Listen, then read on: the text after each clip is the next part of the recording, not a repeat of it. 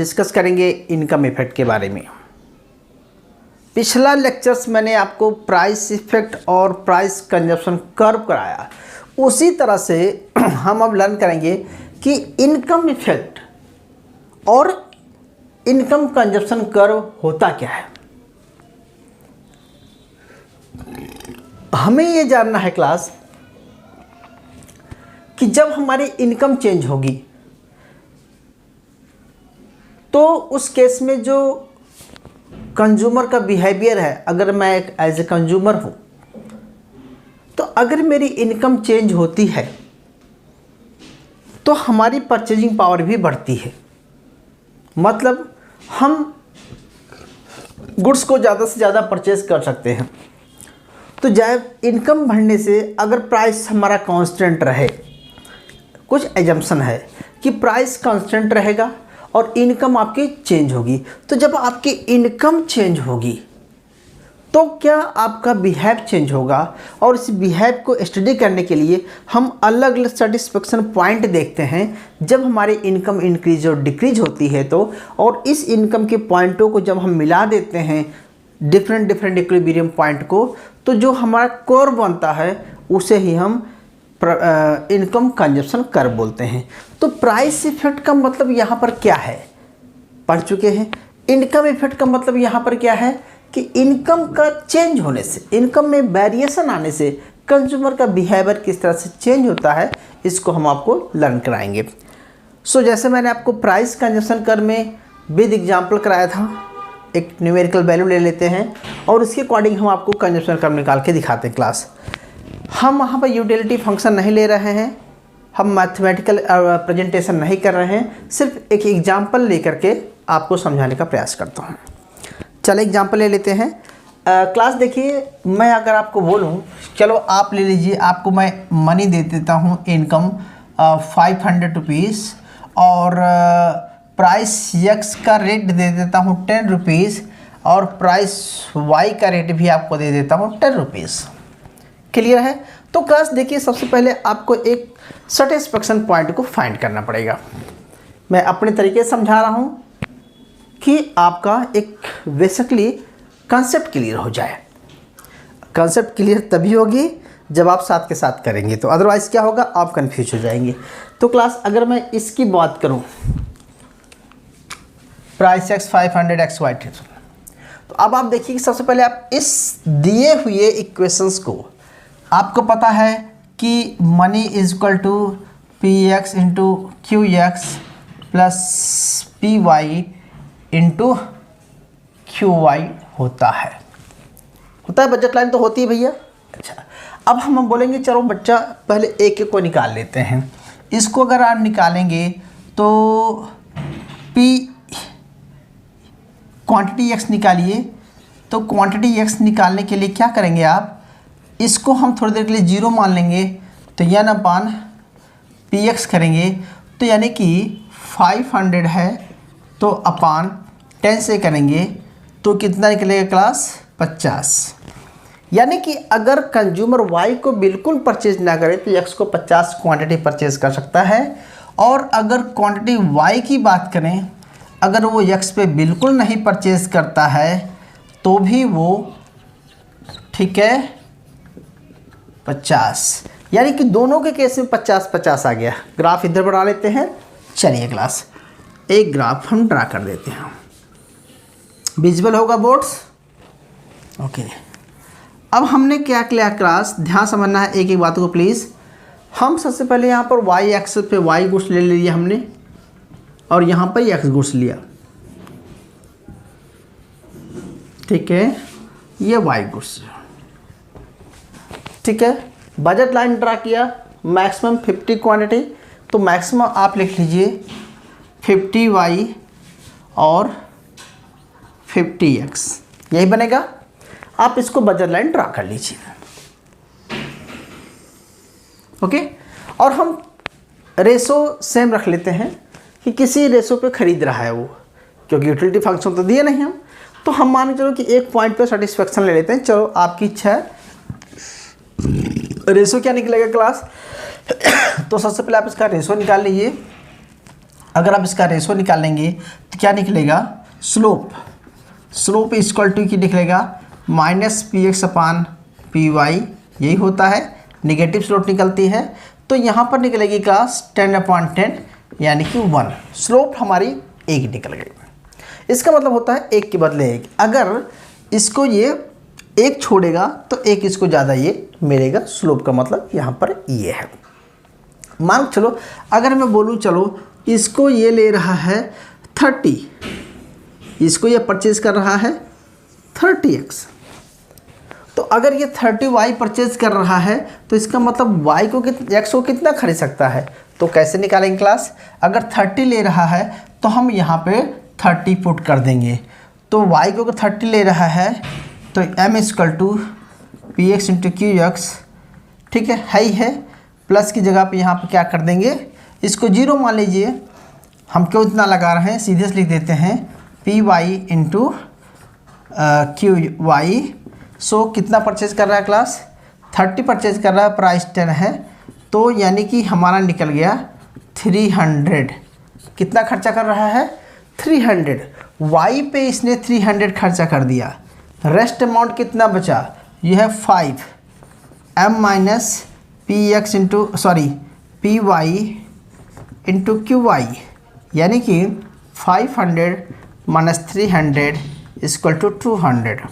Now 200 किस पे खर्चा करेगा क्लास, x पे खर्चा करेगा। तो आप क्या करेंगे, आप निकालेंगे क्वांटिटी ऑफ x = 200/10 यानी कि 20, क्यों 20, यानी कि 20x ले लेगा। आप डायरेक्ट भी समझ सकते हैं, रेशो 1 है।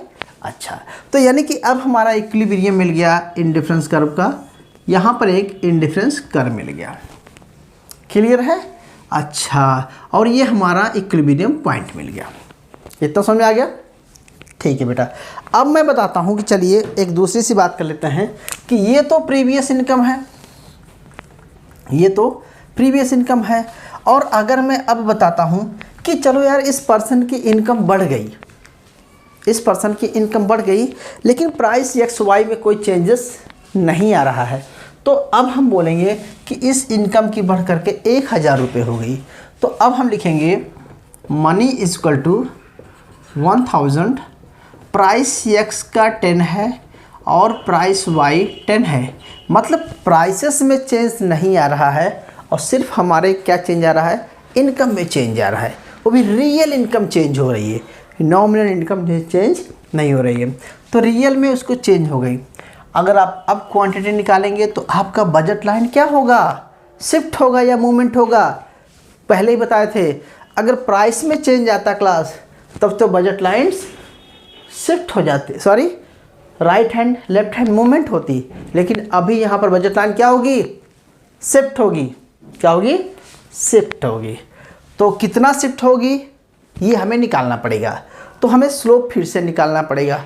तो स्लोप तो शायद वही आएगी क्योंकि 10 है, लेकिन इसका हम क्वांटिटी को चेंज करके निकाल सकते हैं। कैसा निकालोगे, ये दिया है क्वांटिटी x कितना परचेज कर सकता है, 1000 में px से गुणा कर दीजिए, यानी कि हमारा 10 आ गया, यानी कि कितना रह सकता है क्लास, 100।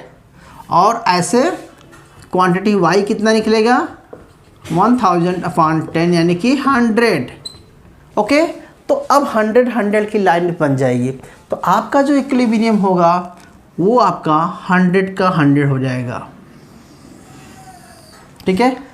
थोड़ा सा हम ऐसा करते हैं, थोड़ा सा इसी की पैरेलल इंक्रीज करते हैं, आपको लगे क्लास ये मान चला कि हमारे पास स्पेस कम है, ये मत माना कि 50 यहाँ तो सर 50 और बढ़ाइए, आप समझ लेना ये 100x हो गया, 100x और ये 100y ले लिया। ओके, तो 100 पे पहुंच गए आप। तो नो डाउट कि अब कंज्यूमर किसको कितना बढ़ाएगा, x को ज़्यादा खरीदेगा या y को ज़्यादा खरीदेगा। तो ये डिपेंड कर रहा है कि वो गुड्स कौन सी है, वो हो गुड्स कौन सी है। तो मान के चलो यार क्लास थोड़ा सा कि एक नॉर्मल गुड्स है, तो नॉर्मल गुड्स के केस में आदमी दोनों को बढ़ा सकता है, ठीक है। या एक को ज़्यादा बढ़ाएगा एक को कम करेगा, आप कुछ भी समझ सकते हैं। तो हमें तो यहाँ पर इनकम इफेक्ट पढ़ना है। एज्यूम कर लीजिए कि वो दोनों को बराबर लेता है, दोनों को बराबर क्वांटिटी में इंक्रीज करता है, तो नो डाउट कि अगर इसको 30 और 20 लिया हुआ तो उसको ज़्यादा भी ले सकता है या इसको कम कर सकता है, इसको ज़्यादा ले सकता है, what ever you can choose. तो मैं ये दिखाना चाहता हूँ कि चलो मैं अपने अकॉर्डिंग करता हूँ क्लास थोड़ा सा, क्योंकि मुझे है कि डाउनवर्ड स्लोपिंग ICSE बनाना है। तो आप क्या करेंगे, मान के चलो क्लास इसको हम 20 करा देते हैं, अगर इसका ये 20 ले लेता है, या चलो इसको हम 25y कर देते हैं। तो अगर मतलब कंज्यूमर जो है इस पॉइंट पे आ जाता है IC पर, तो यानी कि हमारा एक पॉइंट CA मिल जाता है। ओके, तो हम ये बोलेंगे क्लास कि इसको हो सकता है ये 25 कर दो, अब चलो 25y है। तो अगर 25y खरीद रहा है तो कितना खर्चा कर रहा है, quantity QX into QY into PY। तो PY का मतलब क्या होगा, 25 क्वांटिटी परचेज कर रहा है, प्राइस है 10 रुपीज़, यानी कि कितना खर्चा किया क्लास, 250 रुपये।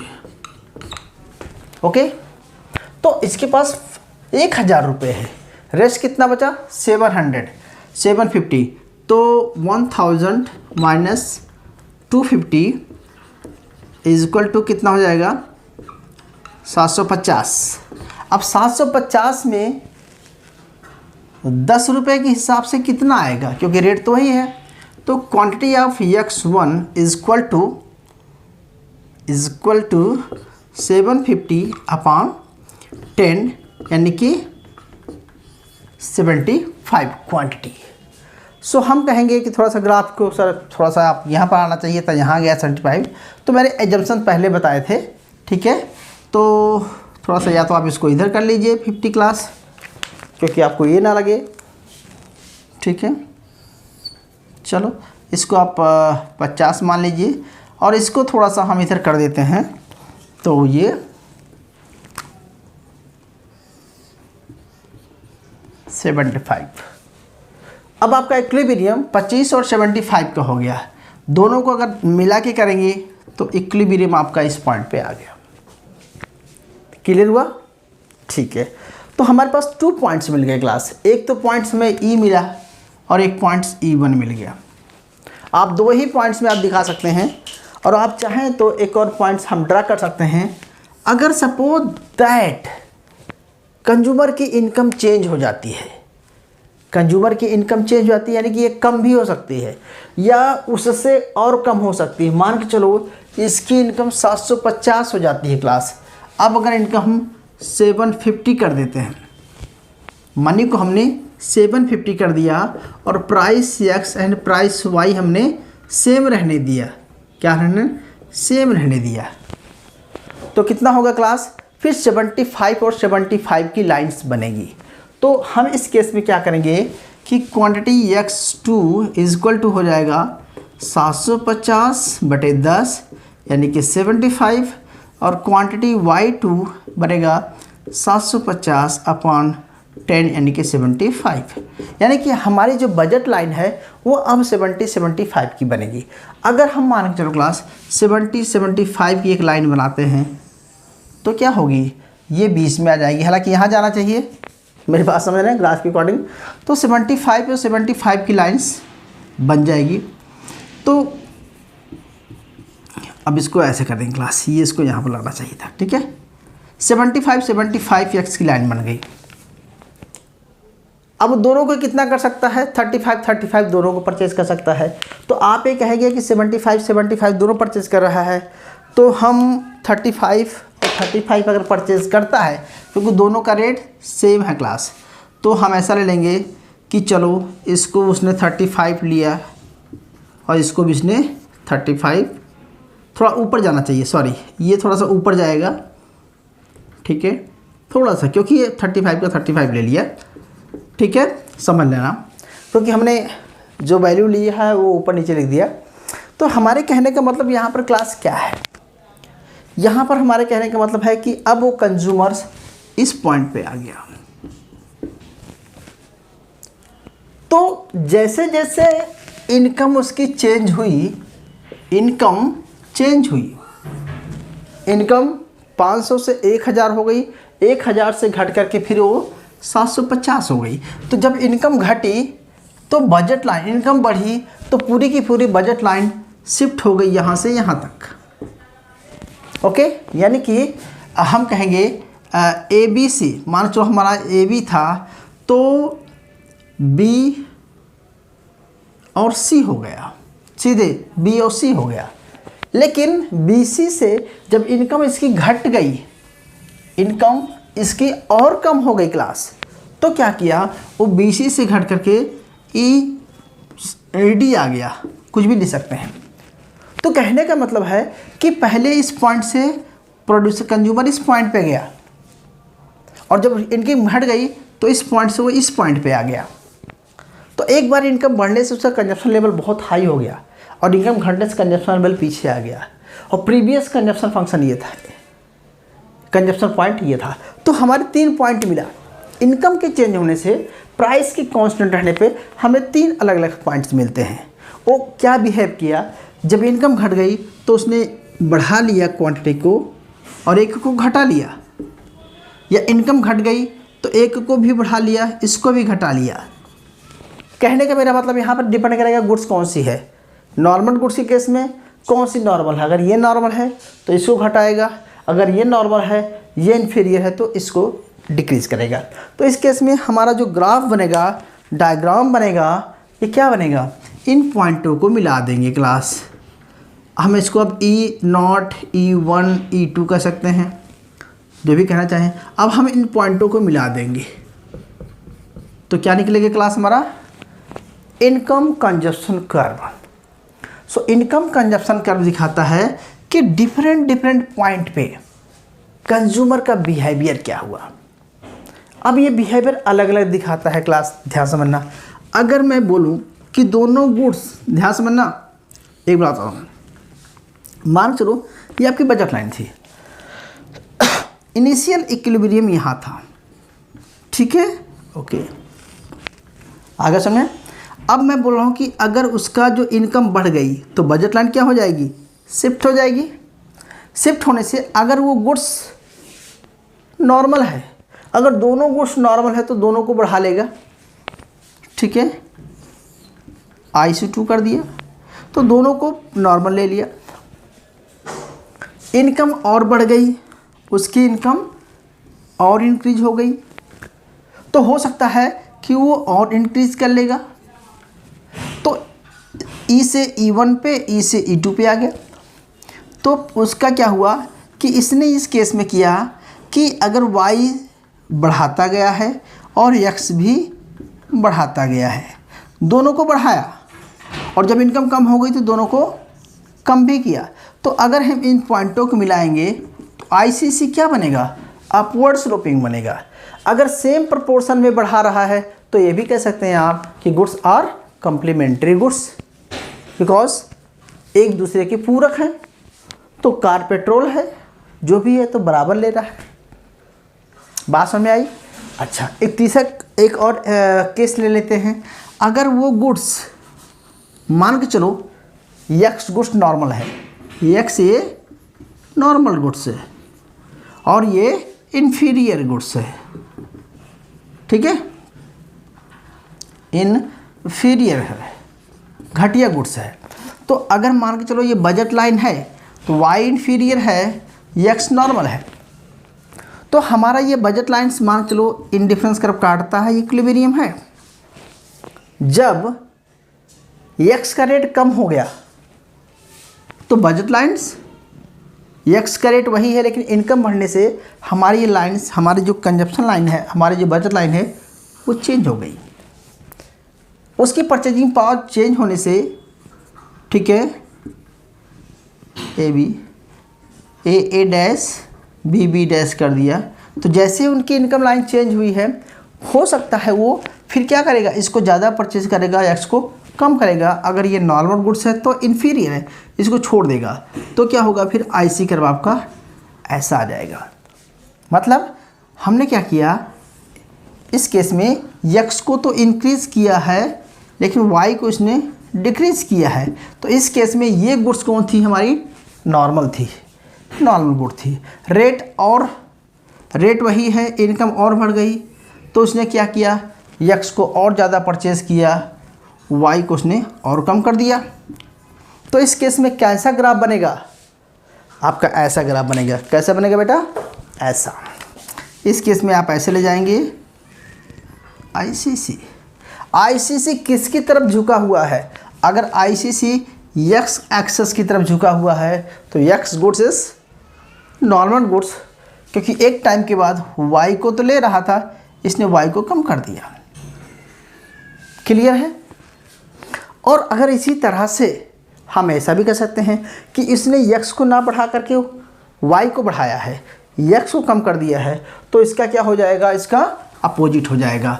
तो यानी कि हम ऐसा कर सकते हैं क्लास कि इस केस में आपका जो गुड्स है वो, अगर बजट लाइन ये है तो इक्विलिब्रियम यहाँ था। बात क्लियर हो रही है क्लास आपका। जब आपका इनकम और चेंज हो गई तो कंज्यूमर इस गुड्स को ना परचेज करके इसको ज़्यादा परचेज कर रहा है, तो आपका आईसी यहाँ हो गया। फिर अगेन इनकम बढ़ गई तो इसने एक्स को और कम कर दिया तो यहाँ आ गया। तो इस केस में आईसी 3 पे आ गया। तो आपका इक्विलिब्रियम यहाँ था, फिर यहाँ, फिर E2 हो गया। लेकिन इस केस में देखो, हम बोलेंगे कि y को इसने, x को इसने क्या किया, x को कम करता गया और y को ही इसने बढ़ाता गया। तो इसका मतलब क्या है कि y क्या है, एक अच्छी गुड्स है, फिर गिफन गुड्स नहीं है। अब ये गिफन हो गई, ये इन्फीरियर हो गई, ये घटिया हो गई, और ये नॉर्मल गुड्स हो गई या अच्छी गुड्स हो गई। तो इस केस में अब आपका जो पीपीसी बनेगा, आईसीसी कैसे बनेगा, आईसीसी बन गया। तो मेरी बात क्लियर हुई कि इंडिफरेंस कर्व में अलग अलग पॉइंट का जो इक्विलिब्रियम होता है उसको मिलाने के बाद अगर वो y एक्स की तरफ झुका हुआ है तो y is normal goods, x is inferior. अगर x की तरफ झुका हुआ है तो x is normal, y is inferior. इस क्लियर। कई बार आपके बुक में ये सा ग्राफ तीनों को एक साथ बढ़ा के मिला होगा। कई बार आपको किसी बुक में आपको ऐसे भी ग्राफ मिल सकता है, सिर्फ इतना बना होगा आईसीसी। इसका मतलब क्या है क्लास, कि अगर आईसीसी एक्स गुड्स के लिए क्या है, ये नॉर्मल है, ये वाई गुड्स यहाँ पर नॉर्मल है। इस केस में दोनों को बराबर ले रहा है। यानी कि इसका मतलब ये होता है क्लास कि हम पहले यहाँ जाएंगे, अगर यहाँ पर जा रहा है इक्विलिब्रियम, इसे बीचों बीच जा रहा है तो क्या होगा, दोनों कॉम्प्लीमेंट्री हो गए।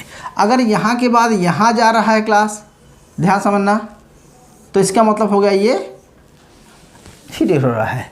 और अब इस केस में जा रहे हैं आप तो इसका मतलब हो जाएगा ये नॉर्मल हो जाएगा। मैंने खिचड़ी पका दिया लेकिन समझ में आ गया कि किधर की तरफ आपका मूवमेंट हो रहा है। ठीक है। तो नॉर्मल गुड्स के केस में क्या होगा, इन्फीरियर गुड्स के केस में क्या होगा, और गिफन गुड्स के केस में क्या होगा, ये सब हम आगे और डिस्कस करेंगे डेप्थ में। लेकिन हमें ये बताना था कि इनकम कंजप्शन कर्व होता क्या है। इनकम कंजप्शन कर्व यही कहता है कि इनकम के चेंज होने पर, प्राइस कांस्टेंट रहने पे कंज्यूमर का बिहेवियर जो अलग अलग पॉइंटों को दिखाता है, मिलाने के बाद ये दिखाता है कि क्या बिहेवियर, क्या उसको ये ज़्यादा ले रहा है, किसको कम कर रहा है। तो अगर कम और ज़्यादा नहीं कर रहा है, बराबर ले रहा है तो नॉर्मल गुड्स कह सकते हैं, या एक को बढ़ा रहा है तो नॉर्मल है, ये इन्फीरियर है। तो इस तरह से आप चीज़ों को समझ गए होंगे। आगे समझे। तो न्यूमेरिकल हम दे देंगे आपको, आप खुद से लगा लेना। हमने मान लें कंजप्शन आपको बजट लाइन दे दी जाएगी और यूटिलिटी फंक्शन दे देंगे।